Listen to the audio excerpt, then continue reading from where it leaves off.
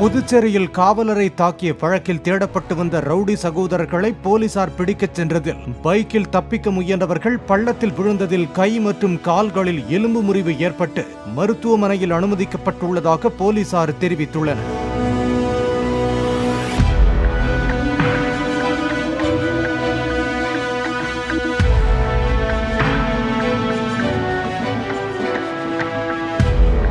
ஊசுடு அருகே கஞ்சா விற்று வந்த சதீஷ் பிரதீப்பை கைது செய்ய சென்ற போதைப்பொருள் தடுப்பு பிரிவு தலைமை காவலர் வசந்த் குக்கர் மூடியால் கொடூரமாக தாக்கப்பட்டார். இதில் தலையில் காயமடைந்து அறுவை சிகிச்சை செய்யப்பட்ட நிலையில் சென்னையில் உள்ள தனியார் மருத்துவமனையில் சிகிச்சை பெற்று வருகிறார்.